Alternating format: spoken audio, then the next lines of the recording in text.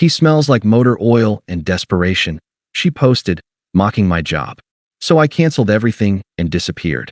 2 years later, she was broke, desperate, and I had her escorted from my property. Hey viewers, before we move on to the video, please make sure to subscribe to the channel and hit the like button if you want to see more stories like this. Thanks. I'm 31 years old now. It's been 2 years since I walked away from the woman I was going to marry, and I haven't regretted a single day of the subsequent silence.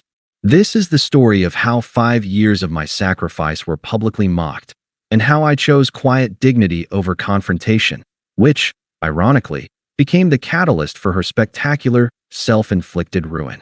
My name is Ryan. For 5 years, my life was defined by the clatter and roar of an oil rig. I'm a specialized engineer, hard work, high skill, and brutal hours.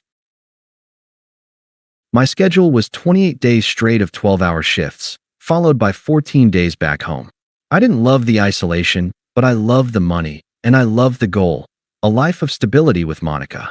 Monica and I lived in a decent 2-bedroom apartment in our small, gossipy hometown. She had a local office job, but her main focus was her social life and her phone. I saw my time away as a temporary sacrifice. Every grueling shift was a brick laid toward the house we were saving for, the 4-bedroom ranch we'd circled on Zillow. I paid the rent, the utilities, the car payments, and the majority of our living expenses, funneling the rest of my significant income into our joint down payment savings.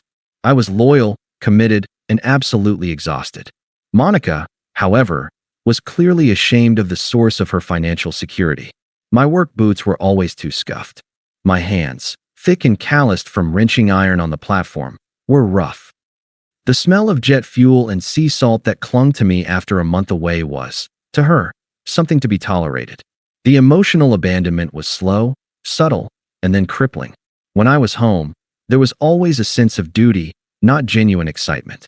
My return meant chores I couldn't do from the Gulf and a list of social engagements she wanted to attend that I couldn't afford on a whim. I often saw her glued to her phone late at night, furiously typing into a closed social media group she belonged to, a toxic cohort of local women obsessed with status and appearances. When I asked about it, she'd snap the screen away. It's nothing, Ryan. Just girl stuff. Stuff you wouldn't understand. The pressures of being seen, you know? I told myself it would change when we got the house. When I was home for good, running my own business, she would see me as the successful man I was becoming. I was foolish. I was not her partner. I was her absent bank, and critically, her temporary, disposable embarrassment. I left for my next rotation believing in our future. 15 days into a rotation, I got a message from my best friend, Mark. It was a panicked text with a single link to a screenshot of a post in Monica's closed Facebook group, Hometown Girl Talk. The post was about 30 comments deep, written late one Friday night. I felt a cold, surgical precision settle over me as I read it. The words were a direct knife to the heart of my sacrifice. Monica's post, 11:47 p.m. local time. Ugh, I know. I'm just so frustrated. He finally messaged me from the rig, and I honestly had to put my phone down. He's great for the savings account, but I'm over this sacrificial provider vibe.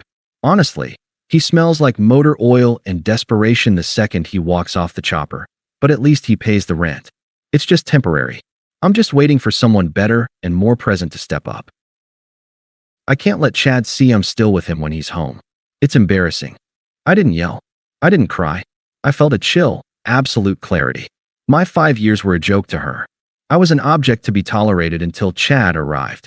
I called her immediately, ignoring the time difference and the poor connection. She answered, sounding annoyed. Ryan, what is it? I'm in a meeting. I know. I also know you're waiting for someone better and more present to step up. Silence. Then, the inevitable, panic denial. Monica. Okay.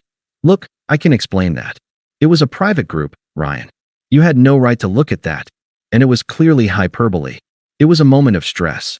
Honestly, I can't believe you're making such a huge deal out of this. You're being so incredibly sensitive. Ryan, sensitive? You're using me for rent money and openly mocking my livelihood to your friends, Monica. 5 years of my life. Monica. Well, maybe if you were actually here, I wouldn't have to vent. You're never here. I need a man who is actually present, not one who is always gone and gets his feelings hurt over a joke with my friends. You always choose that rig over me. Ryan, I chose that rig to pay for our house. I'm choosing myself now. Monica, what is that supposed to mean? Don't be dramatic, Ryan. Just finish your rotation and we'll talk when you get back. Ryan, no. The conversation is over. You were clear about my role in your life. Disposable. Consider the break permanent. I've heard all I need to hear. I hung up, transferred all my funds from the joint savings account to my new, individual account, and informed my boss I was taking my massive block of accumulated PTO immediately. My only goal was a clean break. Monica craved drama, and I was determined not to give her a single emotional reaction to feed on. No begging, no shouting, no confronting Chad. Just silence. I flew back a week early. I rented a storage unit, went to the apartment while she was at work, and removed all my essential personal items, tools, and the furniture I had purchased. I was surgical. I left behind a basic, non-emotional note. Monica, I have terminated the lease, effective end of the month. I've removed all my personal property. You have the next 7 days to deal with your belongings and the landlord. All joint accounts are closed. All matters are now separate. I left the note on the counter, walked out, and never looked back. I changed my number, deleted my social media presence, and only gave my new contact information to Mark and my family, strictly forbidding them from sharing it. I became a ghost. The first few weeks were heavy with the weight of the betrayal, but the silence was healing. I had accepted the loss, and I now saw the betrayal as a gift. It forced me to realize I was investing in a black hole of contempt. I immediately began the pivot. I used the house down payment savings, not for a house, but for capital.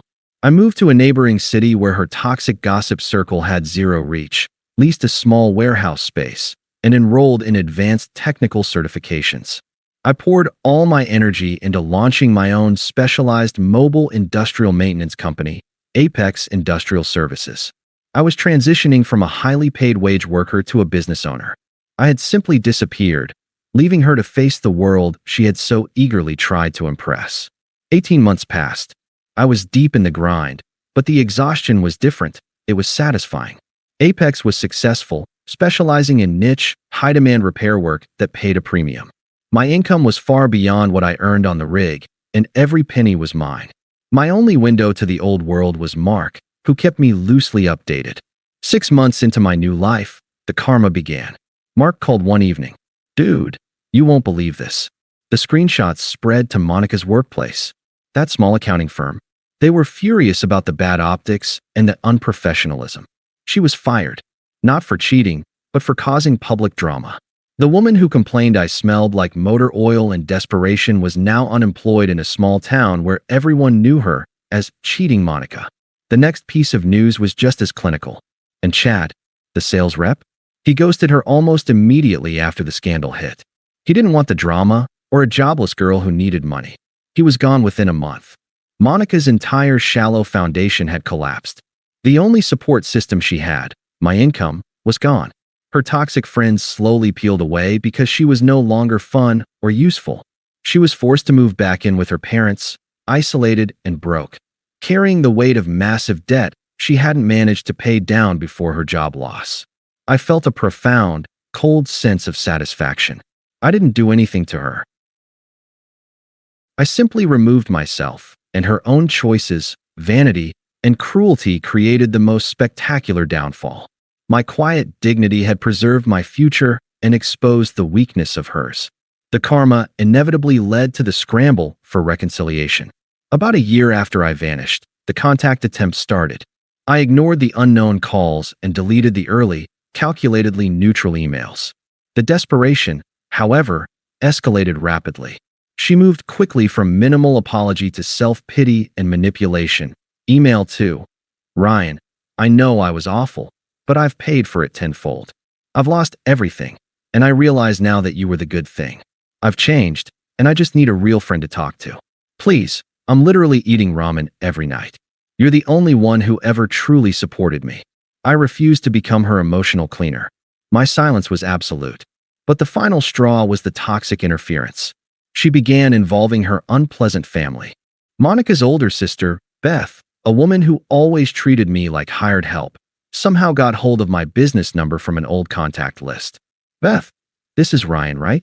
Listen, this is Beth. You need to stop punishing my sister. This whole disappearing act is cruel. She's learned her lesson, okay? She's literally depressed, and it's mostly because of you cutting her off. A good man would help her out of this hole. We all know you have that new business now, and you're doing well.